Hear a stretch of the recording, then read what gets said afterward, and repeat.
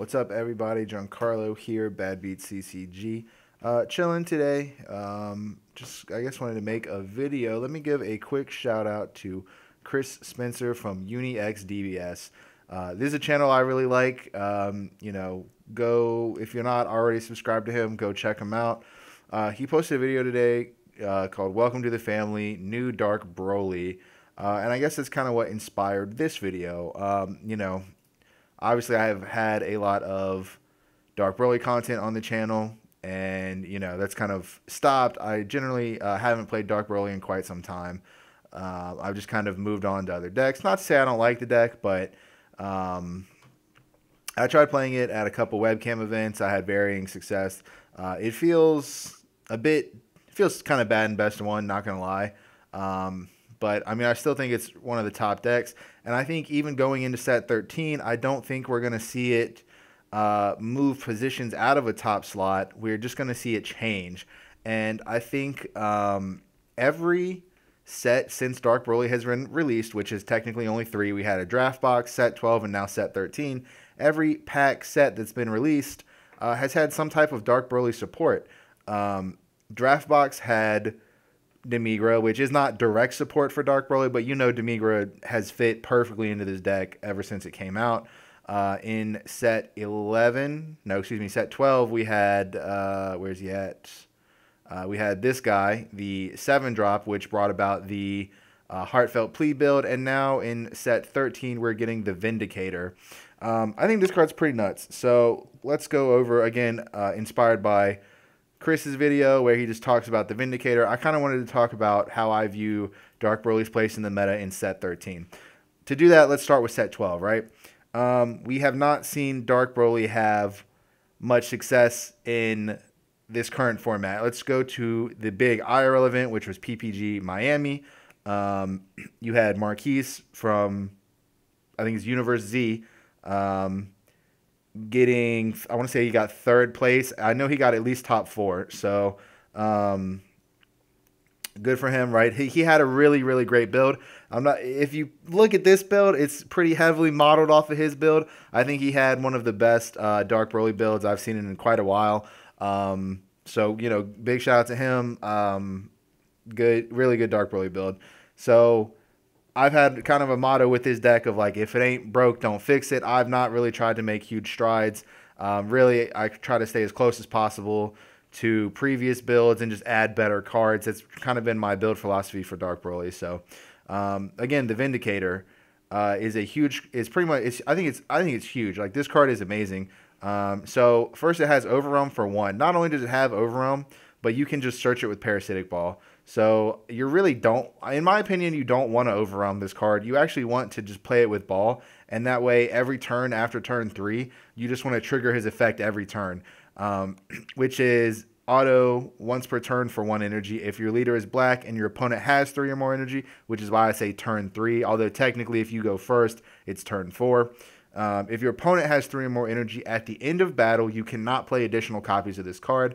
Choose 1.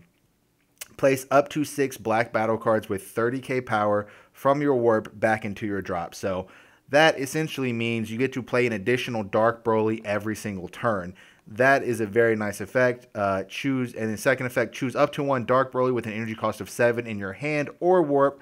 Play it on top of this card. Obviously, the 7-drop is this guy, which his effect then triggers. So for 2 energy, you get to play this guy from warp, or again, you want him to stick on board, and then you can use his ability every turn. Now, if you do have to overwhelm him, that's really not that big of a deal. You can either use his second ability to play your 7-drop, which then will maybe lead into Heartfelt. Generally, by turn 3 to 4, you're probably already going to be awakened, so that kind of depends, right? But then, even if you just overwhelm him and then combo him off with your leader, that is 7 30Ks or 7 black battle cards in your drop. You can then summon a Dark Broly. So, it's huge, man. I think this card is excellent at doing one big thing, right? Dark Broly has never gotten less aggressive, right? When Dark Broly first came out, it was kind of like, oh, okay, this is a mid-range deck because it didn't have the tools to kill you on turn 3, unless your opponent was just kind of bad with their life. when I played it in Tampa, I was killing people on turn 3 and 4 because people were just letting me deal damage in the early game, you know, or they were just taking their own life. So it's like my opponents would put themselves to 4, and then I would kind of just kill them. Also, red wasn't super popular back then. The only red deck was Red Broly. And even then, back then, like Red Broly wasn't playing Violent Rays. Now like there's 2 different tier 1 red decks, and they're all main decking Violent Rays. So again, Dark Broly has never gotten less aggressive. In set 12, we got the addition of Heartfelt Plea and the 7-drop. That just added to the aggression of the deck. Even though you can play the deck mid-rangey, which is how I like to play the deck. I always viewed the deck as a hand control deck that had a kill switch, but you definitely just this build can outgrind your opponent, and that's what's really important, I think, moving into the next set, is being able to outgrind your opponent by playing an additional Dark Broly every turn with the Vindicator. That's where this card is going to shine. Yes, this card does help aggress, obviously, if you just want to keep attacking, then keep attacking. Like if you're on turn 3, your opponent has 3 energy, this gives you another attacker. But what it really does is you can already generally just play 1 Dark Broly a turn. It's never an issue to play 1 a turn. The issue has always been being able to play 2 to 3 a turn after your Awakened turn. It gets harder and harder to play Dark Brolys because you're no longer milling cards. And on your Awakened turn, generally you have access to 6 cards total, which makes it easier to play Dark Broly. So again, with this addition, you'll be able to play an additional killing an additional battle card, warping an additional card off of your opponent's hand. That is where this card is going to shine, in my opinion, is that this is going to allow you to play an additional Dark Broly a turn, and then you're going to be able to outgrind your opponent because this card exists. They're not killing this guy. Decks kind of lack removal. Even in set 12, decks don't really have a bunch of removal. They have the Kai secret rare. If they draw Kai, good for them, but it's a secret rare. Like, my Dark Brolys really don't get removed off of the board, very kind of rarely. Other additions we make is I've never really played for this before. I think moving forward, you absolutely have to play for because of the Victory Strike deck.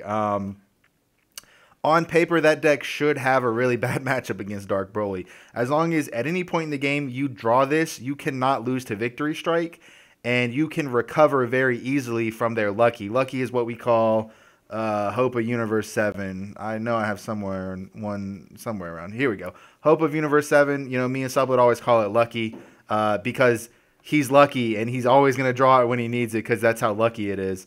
And then I have a Victory Strike somewhere, but I don't want to take it out of the case. I'm probably going to be playing the Victory Strike deck because I own a Victory Strike. I want to Victory Strike people. But anyway, Dark Broly, back to the Dark Broly. This deck should have theoretically on paper, right? It should have a good matchup against that deck because it doesn't matter if you can turn 2 Victory Strike me because I'm going to hard mull for my Mass and Brainwash no more. And as long as I have this card, you can't kill me. This card dealing 3 critical damage and making me discard 3 cards, I don't particularly care because once I clear this off the board, the game is over. Like, that deck is an all eggs in one basket type of deck. I'm just going to summon my SR, kill this.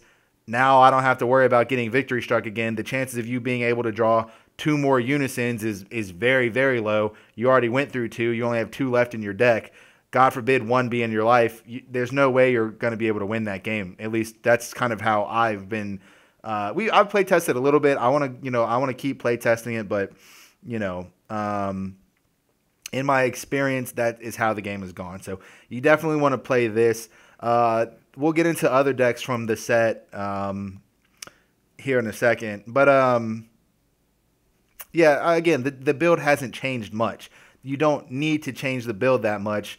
There will be techs you're gonna add. Again, I've barely play tested this except against the Victory Strike deck and like Makekabura, and there's other decks I need to play test against, but I'm just kind of talking about my thoughts on how it'll go. Certain cards you could play. We'll start with this one. This new Kai Negate. Negate the attack. Play this card. If your opponent has 3 or more cards in their warp, reduce the energy of this card in your hand by 2. So it is technically a 1 cost. If your leader's black when this card is played, using its counterattack skill, choose up to one of your opponent's battle cards, send it to the owner's warp. At the end of the turn, play it. So you can, Victory Strike says this card's attack cannot be negated, but this card warps it, which would end the battle. So again, this is a card that, like, I think every black deck is either going to main board or sideboard, simply because the Victory Strike deck exists, and it is very freaking annoying. Nobody wants to lose on turn 2 after charging 1 energy. Now, the question is, are you going to be able to get 3 cards in their warp by turn 1? No, probably not. Maybe. It kind of, it depends, right? So we're just going to have to kind of see how that goes. Really cool card, really cool SR from the set is the Bardock Breaking Free from the Mask. So it's a 30k black card, automatically has synergy with your leader. Double strike, auto, once per turn, add 1 card from your life to your hand. When your opponent activates a counterattack skill on an extra card, negate that skill. This skill can be activated at counter timing. So what does this negate? It negates DPU, it negates Violent Raise, which is a big one, and it negates Trunks Heroic Prospect. And then, like Nimbus. First of all, it negates any counterattack on an extra. Oh, excuse me, it does not negate Heroic Prospect because it has to be on an extra card. But it negates Dormant Potential, Violent Raise, which is huge, Flying Nimbus, and D-Magic. Who cares? It negates any extra card negate, right? But the big one is Violent Raise. So if you're playing against a deck like Launch or King Piccolo, you can have a Super Kamehameha in hand, and then you can summon this, and you can out a Violent Raise and you can out a Topo, which will help you close out the game. Again, Launch is not killing it. Launch isn't out comboing Dark Broly, but it is out grinding Dark Broly. Launch relies on cards like Violent Raise to keep its life total high or relatively high so that it can attack your life once you're awakened. As a Dark Broly player, you have to awaken. You're incentivized to awakening not only so you can Heartfelt, but because you want to get on, you want your big awaken turn to draw 4 cards and establish your board. That's how Dark Broly establishes its board. That's how it fills its hand, is it has a huge awaken turn. As Launch, it knows you're going to want to go to 4. The Launch player should know, okay, I want to go to 4 life. And then, I can Violent Raise and I can Topo to keep my own life total high. So this card is going to kind of help you with that because you can negate Violent Raise. This card, I think, will be sideboarded. I'm pretty hesitant to say you're going to mainboard it because it does cost 4 energy. But it's always there as an option. Again, just being a 30k means you can just play it in the deck and it will have synergy. And then if your life is at 1, switch this card to active mode. So pretty good, right? You don't really have a way to put your life at 1. You just kind of have to be at 2. You have to be at 2, right? So 1 to activate this card's auto, and then 1 to not lose the game. So you have to be at 2 life, play this card. Kind of like, weird. But anyway, I think this is a very good card that I think there's a strong chance of seeing play. I'm just not too sure yet. What else? This is another Overwhelm. It's just critical. Overwhelm 6 for 1 energy. When this card attacks, choose any number of your opponent's battle cards. Total energy. Add up to 4 or less. Send them to the warp. I think this card's pretty good. It is a critical. You can throw a Champa on it. We do know that a 40k double strike crit, 40k is just going to go through. This kind of forces your opponent to negate this attack. Again, and if they don't negate it, I'm going to throw a Champa on it, and they're not out comboing 40k without discarding their entire hand. If they have what is it? That's they would need 3 super combos and another. If they have 3 super combos, good for them. Whatever. They're not out comboing 40k. I'll tell you that much. So again, the only reason I like this card is because it has critical. This is again a card you could main. It's a 30k black card. Gonna have synergy in Dark Broly. Obviously, this isn't a real sideboard. I just wanted to talk about some cards, but the reason Son Goku is in here because this is the TP Bardock. I'm kind of going back and forth on myself on whether I want to main deck this card or not. I definitely don't want to main deck it because I would just say Baby's not that popular. This card is really good against Baby, right? So you can union it out because your super combo is a Vegeta with 5. You're going to side in Son Goku, True Fighting Spirit. That's a Goku with 5. This is a Vegeta with 5. So there you go. There's your Union Fusion right there. You can fusion from, I think it's from the warp to the drop, right? Chosen cards from your, yeah. So you just overwhelm them and then you put them back into your drop to play this for 1 energy. This guy's only 1 energy and he's a double strike. When this card attacks, choose up to one of your opponent's battle cards, send it to the warp. So this is good because of cards like Baby, Gohan, Baby's Minion, Vegeta, Ready to Rumble, Bola, Mechacorp, whatever the hell. So it's basically like when he swings, negates trigger before autos, and then boom, you just kill the Gohan. So again, I don't think this card is good in this deck particularly. I think this card is amazing though, don't get me wrong. Vegex is going to have a field day with this card. So that's certainly an option. And then let's just look at some of the leaders. Again, I've had relatively little play testing. And I'll be honest, I haven't even read any of these Android cards because who the fuck cares? So take everything I'm saying with a little grain of salt. Bardock is a deck I've seen Juha play. Shout out to Juha. Seems like a pretty good deck. Again, an aggro deck that runs Violent Rays can definitely put in some work on Dark Broly. So I'm curious to see where this deck kind of fits into the meta. If this deck is good, you know, it's going to be good. Again, you can main deck like Black Mass Saiyan, and it's going to struggle to kind of combat that. But you know, just because I have an option doesn't mean I'm going to draw it in the early game. You know, again, same thing with the Victory Strike deck. Like, just because I don't draw I might just not draw the Mass Saiyan. You know, that's how they'll operate. But again, aggro decks that run Victory Strike, we already had that. Dark Broly versus Red Broly was a matchup that was pretty 50-50. In a different formats, it kind of changed. But, you know, we'll see. King Vegeta, this deck is going to lose to Dark Broly. This leader just kind of sucks. It doesn't do nearly enough. The cards don't do enough. It doesn't have like a good enough win con. Not to say that this deck is horrible, but it is bad against Dark Broly. I can almost guarantee that. And I've seen people on the Facebook kind of like try to explain to me why I'm wrong, but like no one has come to me with a good enough argument yet. If you want to prove me wrong, please do. I have no issue with being wrong. Son Gohan, this is a really cool deck. Has a turn 4 win. Can get to turn 4. Again, Trunks Heroic Prospect exists. This deck is pretty cool. Who the fuck? I don't know. Is it going to be good against Dark Broly? Probably not, right? I'm going to be able to clear your skillless cards pretty easily. It's going to be hard for you to win the game without your 4-drop. And then your 4-drop is really just a triple strike. Like, I can just negate it, right? Or maybe I can't. You know, who the fuck knows? King Cold, this deck sucks. I'm not worried about it. Chilled, this deck also sucks. No one should ever play this deck. Son Gohan, this deck is also pretty bad. Sorry, Son Gohan fans. Mechacorp, that is like you know, obviously I play a lot of black decks. So between Kai and Mechacorp, I've been playing those the most out of this set. This deck's pretty good, man. I don't think it'll beat Dark Broly simply because creature-based decks cannot beat Dark Broly. Yeah, when I say this deck's, like when I say King Cold sucks and Gohan sucks, I mean it sucks against Dark Broly. It might be good in the meta, so don't take it like, oh, this deck is completely unplayable and I'm just talking shit about a deck you want to play. I don't know if King Cold's going to be good. I don't think it will be.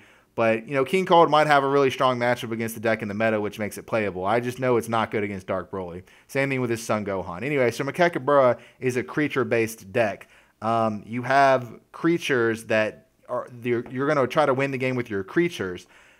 What this deck does have is a freaking insane 8-drop SR that you summon for 4 energy. So that card says, clear your opponent's board, play 2 cards from your opponent's warp, and then negate their skills for the game. So basically they just get, for 4 energy, they get like 3 big-ass 30k attackers, and that very well can just close out the game. So you definitely got to be careful against Mechacorp. They also have a Topo card, which will prevent you from killing them unless you have like a Super Kamehameha. So again, I could see this kind of going either way, but that SR that they have is like they can play 3 or 4, which means they can play 2 in a game. So I think it's kind of going to come down to them drawing the defense to not die until turn 4, and then on turn 4, if they play that SR, you're probably going to die. So I think that's kind of what it's going to come down to. Kai just feels like Dark Broly Light. That's what I said in my Kai video. I think Kai will be good in the meta, but I don't think it's going to beat Dark Broly because Dark Broly is not Dark Broly Light. It's Dark Broly Original. Android 17 and 18, not going to lie, I haven't read them. This deck probably sucks. Bandai has made it abundantly clear that the only yellow deck that should exist is Mecha Frieza. They gave Mecha Frieza a reboot, and then they gave it the best support that I've ever seen, a single leader get. So, and they're just going to keep giving it support. So there's no reason to play a yellow leader that isn't Sin Shenron or Mecha Frieza. If I'm wrong, I'm sorry. I haven't read these cards. I'm just assuming they're bad. Bojack, again, probably going to be bad because it's Bojack. Bandai doesn't give a shit about Bojack as a character. They don't have any reason to give it good cards. Again, I've read like half of them, and apparently they don't even work. A lot of judges are arguing about that. I know I'm sounding hella ignorant right now, but, you know, forgive me. Chilled, again, yeah, we know Chilled sucks. The only other deck that exists that is coming into the meta is the Goku Jr. leader. That's a promo. He is actually pretty good. Yeah, this guy.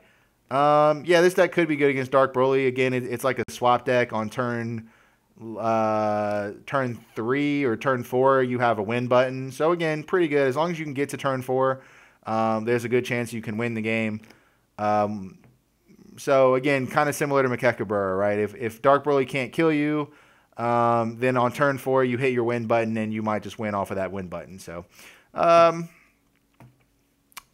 not a very well-informed description of the meta, I know. So don't hold me accountable. You know, maybe if King Cold turns out to be good, I'll apologize, whatever. Anyway, so that's kind of my thoughts on where Dark Broly stands. I think that this card is a huge buff. It allows the deck to be grindier, and right now that's what the deck needs. The deck doesn't need more aggression. It needs it needs a way to sustain the game state because aggression is not working. We see that like Dark Broly is struggling to get tops. Usually it gets like 1 top, maybe 2 per top 16. And part of that is best of 1. You know, best of 1 does not suit this deck because it has a high level of variance. Any mill deck is going to have a high level of variance. Even, you know, something like Heartfelt Plea, that in itself is a high level of variance because drawing that on your awakened turn versus not drawing that makes your deck significantly better or worse. So again, I think Dark Broly is going to be very playable. I think that this build is not going to be the build that we see top. This is kind of just, again, this is really just a build that I added 2 cards to, which was the Vindicator. Oh yeah, before I forget, let's talk about Rubel. I think this card fits very well in Dark Broly. Again, I'm going to have to test it. Kai is good. We know Kai is good. She's a Ultimate Double Strike Dark Overwhelm for 8. Again, that's not really going to be too hard when this guy puts 6 cards back into your drop area. It's not really going to be that difficult. If you have 4 more energy when this card is played, using Dark Overwhelm, play 2 cards with different names, energy cost of 6 or less, and Overwhelm. So it does not negate their skills. So if you don't have this guy on the board, this is going to be a prime target. Obviously, Demigra is the best target in your deck. And then you have Brainwash No More. And you have Bardock the Tenacious as a 25k. Really only slightly worse than... slightly worse than Brainwash because he's 5k smaller. And then there's other options. You have Fighting Against Fate. You have this Thwarter of the Dark Empire. You know, there's plenty of options you have. You're going to be running different. If you choose to use Robelu, or whatever, I guess that's her name, Robelu. If you choose to use her, you're going to be probably playing a couple one-of Overwhelm, something like Fighting Against Fate. You know, good cards like that to get off of her. Again, she doesn't negate their effects, so you're going to get a big 40k double striker. You're going to get a Demigra, and you know you could get a Fighting Against Fate or a critical or just a 30k attacker. It's going to be pretty huge. And that's only 2 energy, so 2 energy on turn 4. You still have energy for Champa, and you still have energy for something else, you know. Yeah, okay, and then when your opponent attacks, choose one of your Overwhelms, put it in the drop, and negate the attack. So even if you don't win that turn, she summons 2 negates. So this card's pretty busted. I do think this is the secret rare we're going to see in Dark Broly, you know, because it's a huge game ender. I'm talking about win buttons on turn 4. This is a turn 4 win button. It's going to be pretty hard for your opponent to not lose to this. I guess, they could God seal it, but who cares? Whatever. So, yeah, it's Dark Broly in set 13, right? There's going to be someone with the passion to kind of update the deck and adjust it to the meta as we're going to see it. People are going to continue to play Dark Broly. It's going to continue to be a good deck. Those were kind of just some of my thoughts on it moving into set 13. So if you disagree with anything I said, go ahead and let me know. Tell me I'm wrong about set 13. I told people to tell me I was wrong about set 12, and plenty of people brought up plenty of good points, so, let me know. Anyway, thanks for watching. Have a good one.